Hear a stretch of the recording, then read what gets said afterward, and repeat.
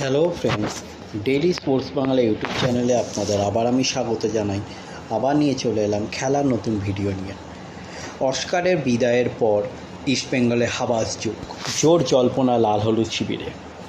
Oscar বুজোর বিদায়ের পর ইস্টবেঙ্গলের নতুন কোচ হিসেবে অ্যান্তোনিও লোপেজ হাবাসের নামই সবচেয়ে এগিয়ে, যদি ক্লাব এখনও আনুষ্ঠানিক ঘোষণা করেনি।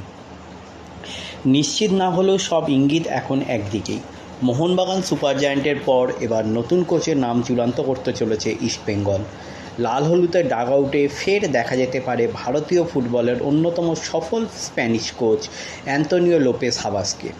যদিও ক্লাবের পক্ষ থেকে এখনও কোনো আনুষ্ঠানিক ঘোষণা করা হয়নি, তবু একাধিক সূত্রের দাবি সব কিছু পরিকল্পনা মাফিক এগোলে হাবাসই হবেন আগামী মরশুমে ইস্টবেঙ্গলের হেড কোচ।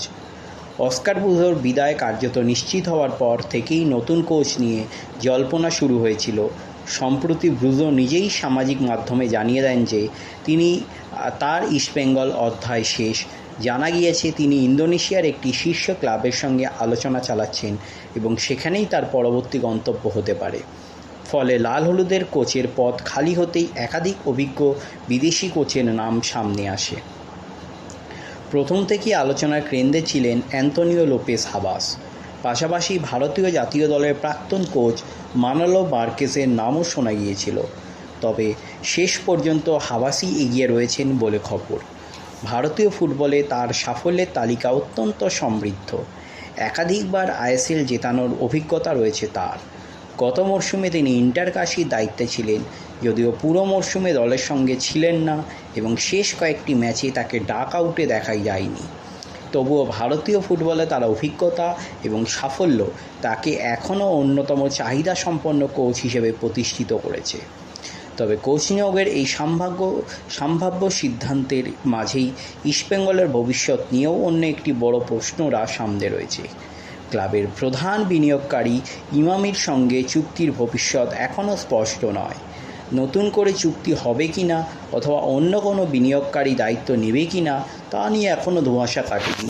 এই পরিস্থিতিতে হাবাসের মতো উচ্চ প্রোফাইল কোচকে আনার আলোচনা অনেকের কাছেই তাৎপর্যপূর্ণ, কারণ এমন একজন কোচকে নিয়োগ করতে যথেষ্ট আর্থিক পরিকল্পনার প্রয়োজন হয়। ফলে ফুটবল মহলের একাংশের ধারণা ক্লাব হয়তো নতুন কোনো বিনিয়োগকারী বা সহ স্পন্সর পাওয়ার দোরগোড়ায় পৌঁছে গিয়েছে, যদিও এই বিষয়ে এখনও কোনো সরকারি ঘোষণা হয়নি। দল গঠনের কাজও ধীরে ধীরে এগোচ্ছে। এখনও পর্যন্ত 2 বিদেশি ফুটবলার দলে নিশ্চিত করেছে ইস্টবেঙ্গল। তাদের একজন মাঝমাঠের ফুটবলার মোহাম্মদ রশিদ। গত মরশুমে তিনি লাল হলুদের গুরুত্বপূর্ণ সদস্য ছিলেন এবং ইন্টারকাশির বিরুদ্ধে ফাইনালে তার করা গোলেই চ্যাম্পিয়ন হওয়ার স্বাদ পেয়েছিল ইস্টবেঙ্গল। ফলে তাকে ধরে রাখার ক্লাবের জন্য বড় সাফল্য মনে করা হচ্ছে।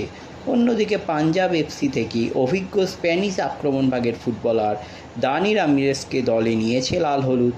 সৃজনশীল ফুটবল এবং আক্রমণ গড়ে তোলা দক্ষতার জন্য পরিচিতি দানির ওপর আগামী মরশুমে অনেকটাই ভরসা রাখবে দল।